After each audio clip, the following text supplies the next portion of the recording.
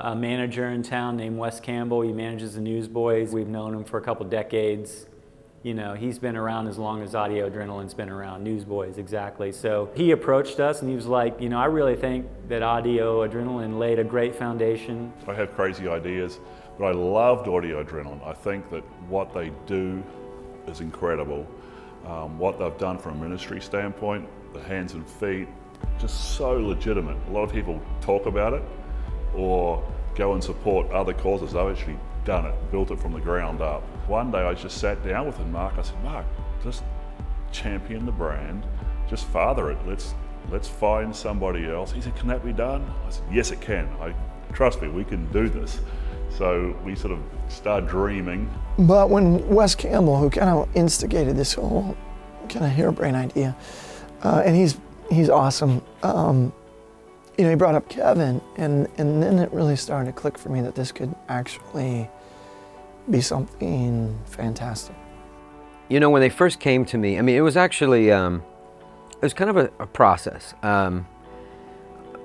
When Michael Tate was asked to be lead singer of the Newsboys, I immediately had a viewpoint on that. I didn't know if Michael was going to be really used to his potential. I felt like it might be just an industry move and not a heart move. And it took me coming down here to do a couple of songs on the album, go out on the road with them, and I realized how happy Michael was and how just, you know, in my opinion, right in the middle of where he needed to be. In fact, fitting together with the Newsboys even better than he did with DC Talk, from what I could tell. When Peter stepped aside from Newsboys, the pressure was on from the outside West. If you're going to get somebody, can you find a Peter lookalike? Let's get an Australian accent with a bald head, right? That seems like the obvious thing to do, you know. My more take on it was, no, let's let what he's done stand there because it's good. And let's not try and mimic or try and, you know, now karaoke that, you know what I mean? Let's that be what it is, and if we're going to continue on, either stop or let's just go completely opposite.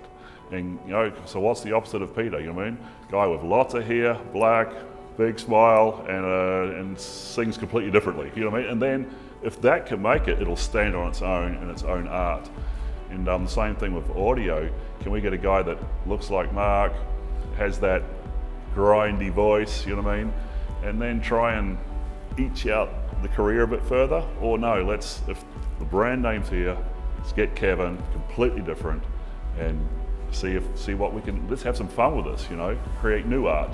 Yeah, so basically after seeing Michael on the road and you know, seeing that not only was it working for him, but it brought great joy to his life, and he was able to kind of really, you know, hate to use this word, but blossom as a singer within a rock band. You know, they came to me with the idea of Audio Adrenaline, and when they did, I thought it was a joke. Actually, Michael asked me first. He said, we're looking for a lead singer and it was, so with me telling Kevin Maxis, you know, my partner in DC Talk for years and years, I go, I'm looking for a lead singer to be a part of the Audio Adrenaline band. And I think it took him by storm. He was kind of like, okay, what's up? I said, well, you know, I think he could do a really good job with that. And knowing through myself, man, the guy is amazing. Of course he'll kill it. My thoughts with Kevin at first was like, I thought it was so obvious that was ridiculous. Like, there wasn't anything really interesting about it. It wasn't like we're creating something. It was just like, okay, plug and play, kind of like, because they just did it with Michael, and it you know, it went well with Michael, but you know, at first, so it was kind of like, I didn't really think that was a great idea. You know, I knew Kevin had a great voice, and I knew Kevin as a friend, but I didn't really feel like it fit audio. But after we got to start talking with Kevin and talking with Wes and meeting together, I really felt where Kevin was at, just in his personally and spiritually, it really felt like a good match. To me, I find it really beautiful that God would write that into our story. I find it's what audio's been about all along, the underdog and the the person out there who doesn't feel qualified to do what they do, and that was us as a band. We never felt qualified to be doing what we were doing, but we trusted that God wanted us to be out there and had a purpose for us to be out there. And I think he has every bit the same for Kevin. He's wrote Kevin into the story for a specific reason. God has given me more than a second chance. He's given me probably, this is chance number 987, whatever. I mean, you know, we're constantly redeemed every day. And the opportunity to be able to be the lead singer of this group is huge, it's awesome, but it is just one facet of my life. And God continues to work on me in really interesting ways.